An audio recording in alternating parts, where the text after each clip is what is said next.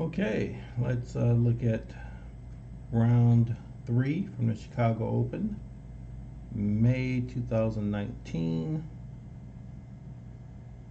See how it worked out.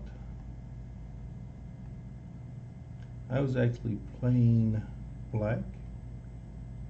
No, I wasn't. I was playing white. Switch that around. I was playing white in this game.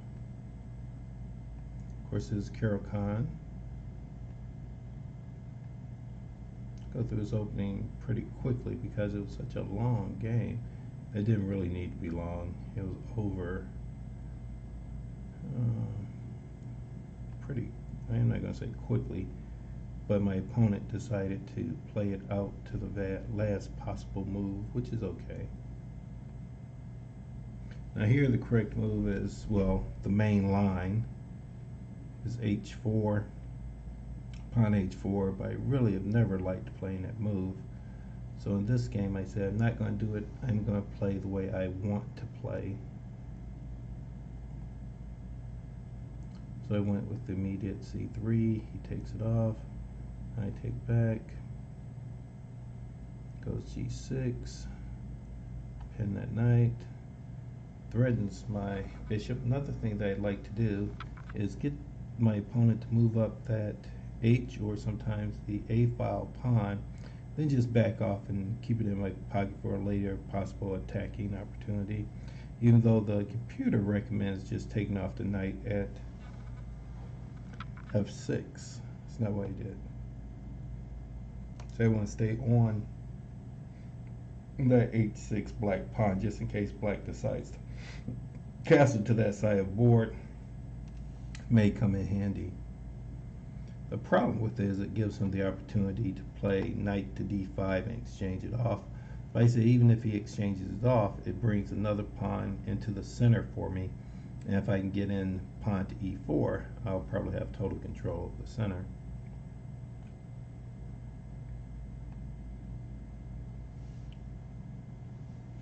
Castle queenside, which means I'm going to try to go for an attack, but I want to keep my queenside solid, so I'm resisting playing pawn to c3.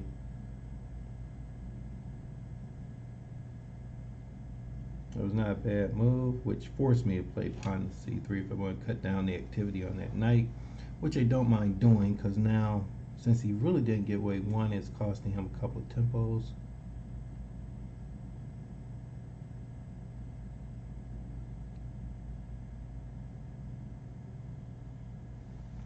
I was willing to go knight to e5 because he cannot push up pawn to f6. He'll be mated.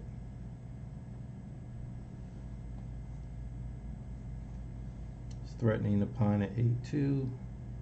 I cover. f6. This is a push that I was talking about earlier, trying to get control of the center, and this is on move 16. And according to the computer, white has approximately a half pawn advantage.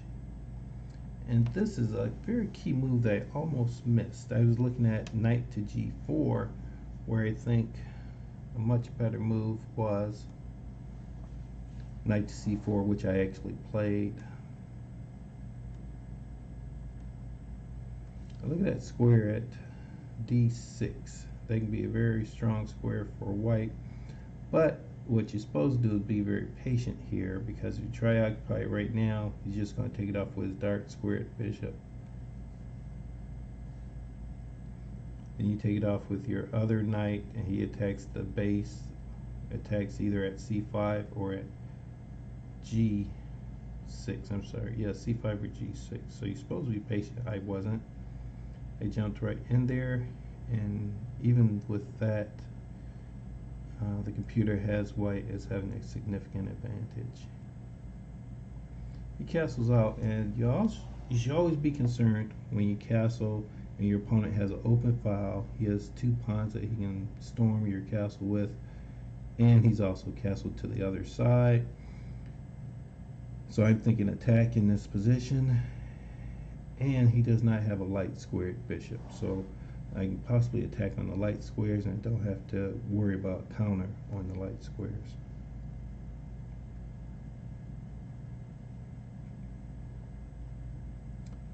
And I thought that this was a very iffy move on white's part. Now, I would have been concerned about black takes the pawn, the queen takes, the rook comes over, and I have to move my knight into a pin. But I said white still has a strong advantage here, especially with the attack on f7.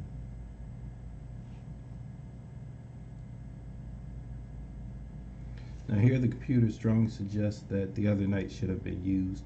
I didn't use it because I thought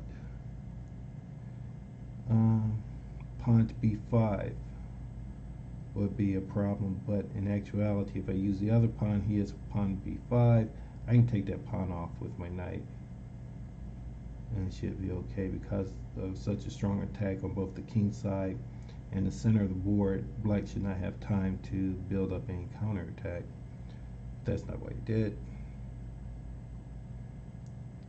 I actually used the queenside knight, which the computer still has white as having a significant advantage. I didn't think he would take that off, but he did. And the computer strongly suggests that I take off with the knight, but I did not want to leave that pin there, so I took it off with the pawn. And here I could have a significant advantage going into the endgame, and I knew that. But playing my new style,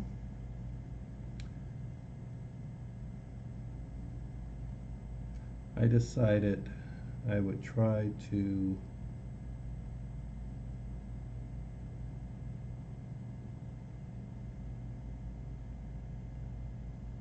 I'm playing around the camera right now.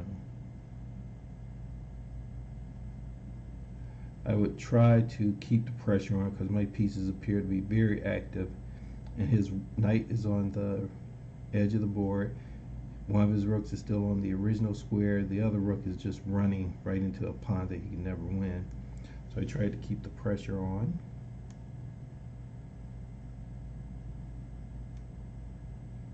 He goes for another exchange, but if I exchange here, he doesn't get the additional weaknesses. So if I was going to exchange, I should have exchanged the move ahead of time, well, on the previous move. So I'm definitely not going to exchange now. I'm going to put pressure on his c5 pawn. He counters with what was actually I think a really good move. I didn't respond to it with the best move. Probably should went f5. No, I'm trying to read what the computer suggests. Well, let's just keep going. So I win that pawn. It wins my knight. Now I've lost some of my edge. I think the reason why I lost my edge is I felt that in this position I could go rook to g1 and put more pressure on the black queen, which I probably could have, but then I came up with the brilliant idea, rook to f2, which I lost all my advantage now. And according to the computer, it's pretty much an even game.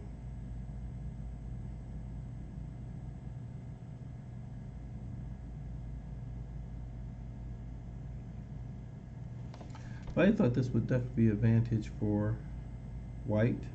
But again, the computer has this being an even game.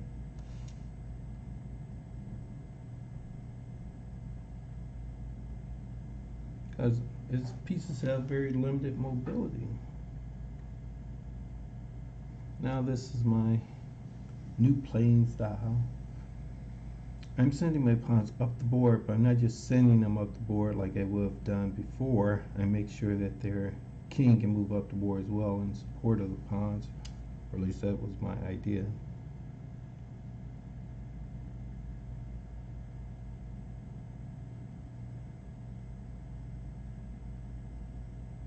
So I want the king to come into b3, and of course I came up with a different move, b4, and this was really challenging. Now I got to figure out how to cover all these pawns now that I let the black queen get behind the pawns and extremely close to my king. I run the risk of perpetual check. And I found this move, which I thought was good. But I also recognize that it's leaving my rook dangling. The rook at d1 is unprotected. The queen is actually unprotected. And he has a couple of tricks he could pull.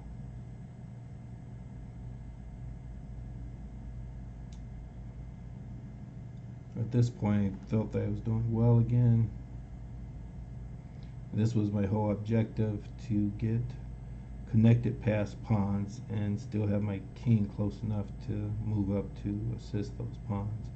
Now my idea is just exchange off the queens and win the game.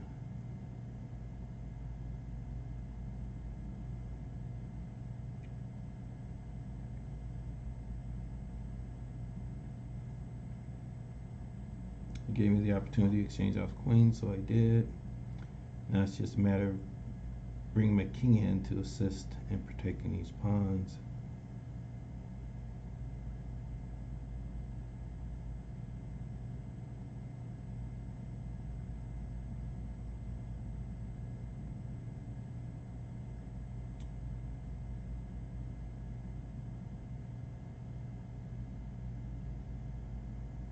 And there it is. If my king was still at a1, it would be a difficult win from here, because his pawns can advance as well.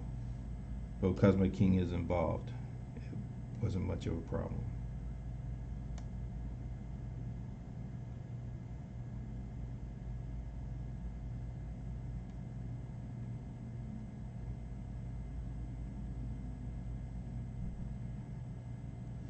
There was no way to stop that queen.